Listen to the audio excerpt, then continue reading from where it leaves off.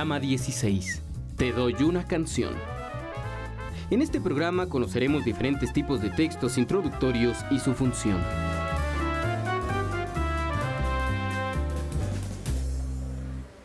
Cada vez que se escribe un libro, se piensa en sus posibles lectores. Por esta razón, hay una parte que se destina a presentarlo y dedicarlo. A este espacio se le conoce como texto introductorio.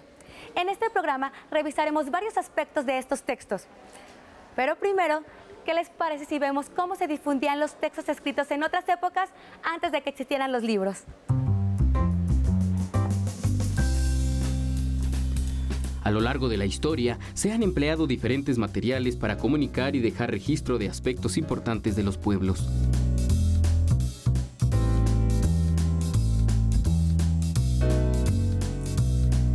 En la antigua civilización egipcia, trataban el tallo del papiro, escribían sobre él y lo enrollaban.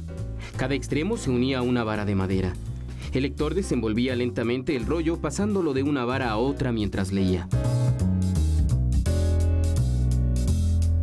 En Mesopotamia se usaron tablillas de arcilla en las que se trazaban los signos con un instrumento de metal, marfil o madera. En China se emplearon diversos materiales, entre ellos la seda, que tenía muchas de las cualidades del papiro, pero su costo era más elevado. Fue aquí donde se empezó a utilizar el papel como material para la escritura.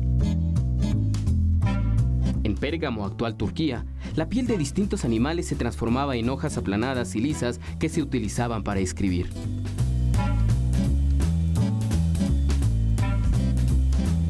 En la época prehispánica, diversas culturas de Mesoamérica utilizaban un papel hecho a partir de diferentes plantas y lo formaban en rollos, láminas, paneles. Una muestra de su uso son los códices. Aunque se contaba con diversos tipos de soporte para escribir, el procedimiento de reproducción se hacía a mano, por lo que era muy lento. Fue en Europa donde se creó una técnica conocida como xilografía para publicar panfletos, etiquetas y trabajos de pocas hojas. Se utilizaba la madera, pero el desgaste de este material no permitía hacer muchas copias. En este entorno, Gutenberg desarrolló la imprenta. Creó tipos o letras móviles de hierro que se sujetaban por medio de un soporte. Este procedimiento resultó mucho más rápido que el grabado en madera y considerablemente más resistente al uso.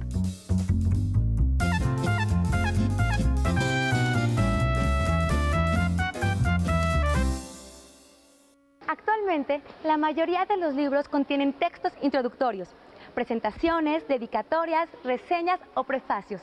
Según el género, tema o área del conocimiento de que se trate, el texto introductorio de un libro es escrito por alguien que comparte la misma profesión que el autor, algún escritor de renombre o el propio editor. Vamos a platicar con un editor para conocer su opinión acerca de cómo puede ayudar un texto introductorio a despertar el interés de los lectores en una obra.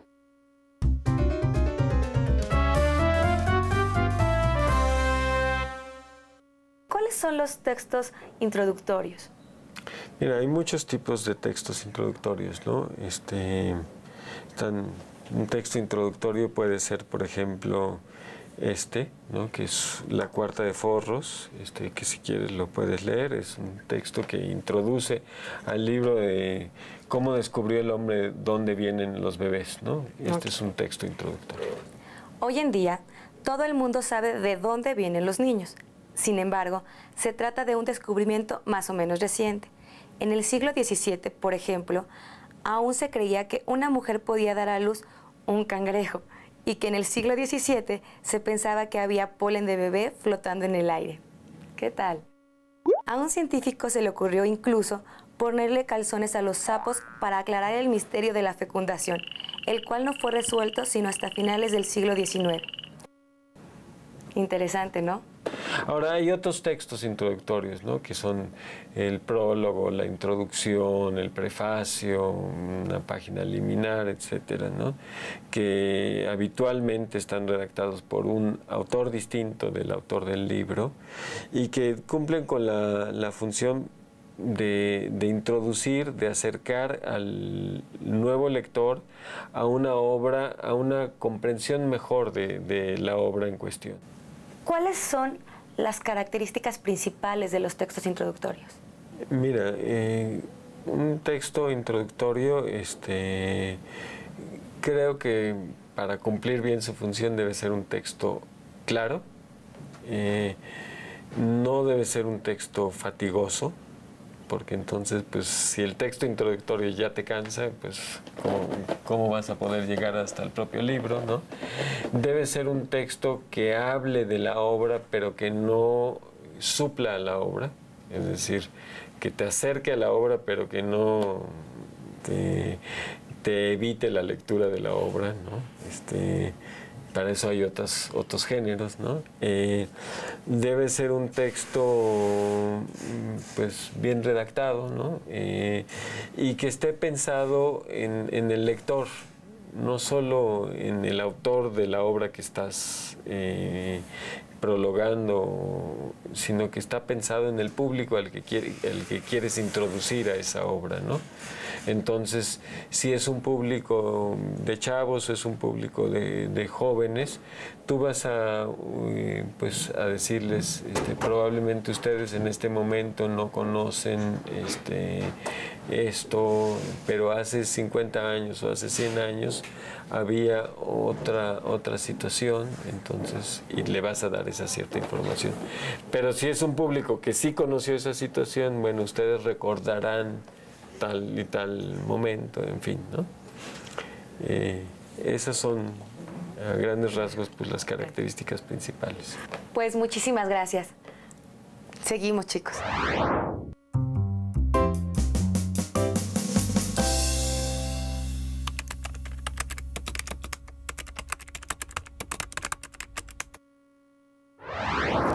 Pues la verdad, a veces solo cuando no conozco al autor.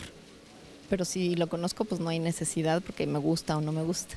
Normalmente sí lo leo, pero suelo más leer el epílogo. Con cada libro que compro y que leo. Mire, los prólogos los leo siempre. Cuando se trata de literatura académica, ¿sí?, los leo al principio, ¿sí?, porque eso me permite tener una visión de lo que me voy a encontrar en el libro. Cuando se trata de novelas, se trata de autores, los leo al final, para no influirme. El prólogo te sirve para saber de qué se trata, cuáles son los límites, cuál es la metodología, cuál es la visión y el sesgo que se va a tener. Entonces el prólogo es fundamental, primero para mí, para seleccionar un libro. Si no se lee el prólogo no está completo. Ahora hay de prólogos a prólogos, pero siempre aportan algo nuevo, algo distinto, algo más al libro. Siempre se lee.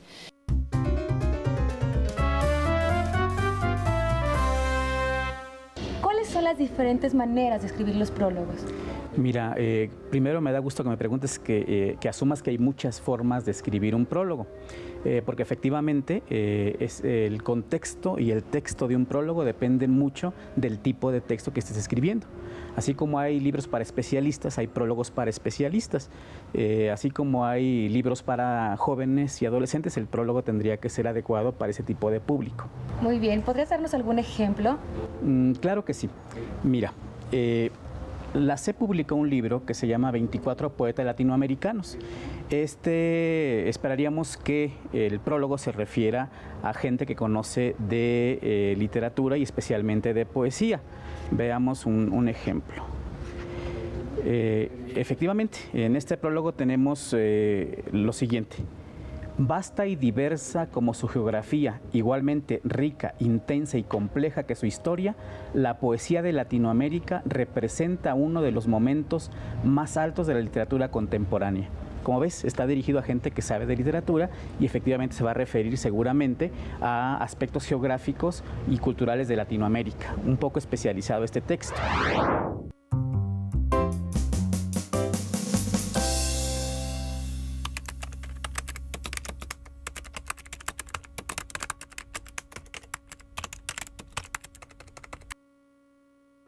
No precisamente para la comprensión de la lectura, pero sí para saber qué me voy a encontrar dentro.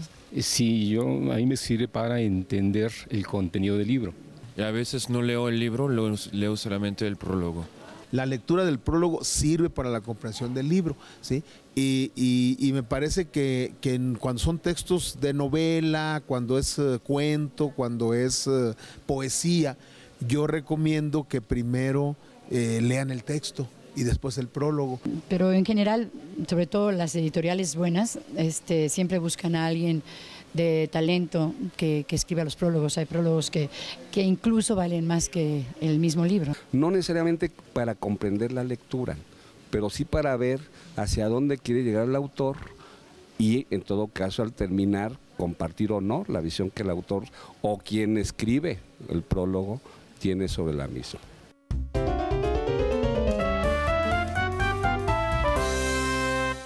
Maestro Lepe, ¿cuál es la intención del autor al escribir un prólogo? Generalmente los prólogos tienen la intención de contextualizar al lector acerca de varias cosas. Una, por ejemplo, del contenido del libro. Adelantarle un poco al lector qué es lo que va a encontrar en ese libro. Por otra parte, también contarle en qué circunstancias se escribió el libro, con qué finalidad y cuál es la intención del que le escribe o quienes escriben acerca del contenido del libro, qué es lo que pretenden o qué se piensa encontrar en él. ¿Y cuáles consideran los aspectos más importantes a la hora de escribirlo? Es necesario pensar en quién lo va a leer, quién va a leer el libro. Entonces, en ese sentido, dirigirse a la persona en los términos que corresponda. Si es un especialista, pues a usar un lenguaje especializado. Si es público en general o adolescentes y niños, pues adecuar el lenguaje para que se entienda para todo público o de acuerdo con el nivel de lector de la persona que va a leer el prólogo. Pero en general es como cuidar esos aspectos, ¿no? Saber que estás conversando con alguien que te va a leer y decirle, entenderte con él en estos términos, ¿no? De explicarle cada cosa. Muy bien. ¿Y qué recomendaciones les podrías dar a los chicos de telesecundaria para que escriban sus prólogos? Creo que es muy importante que quien escribe un prólogo piense siempre en el lector. Todo el tiempo esté pensando que lo va a leer alguien y que ese alguien tiene ciertas características y pensar en esa persona, qué palabras usar, cómo dirigirse a él, qué conocimientos tiene del tema que se va a abordar en el libro para que lo considere y pues logre un entendimiento más adecuado. Pues muchísimas gracias por ayudarnos nuevamente. No hay de qué. Para saber qué debemos escribir en un prólogo o presentación, podemos mencionar las motivaciones para realizar el texto que presentamos. También podemos incluir las decisiones tomadas, las dificultades o nuestros hallazgos. Ahora ustedes van a elaborar un cancionero. Cuando escriban el prólogo, animen a los lectores a descubrir lo que hicieron especialmente para ellos. Hasta la próxima.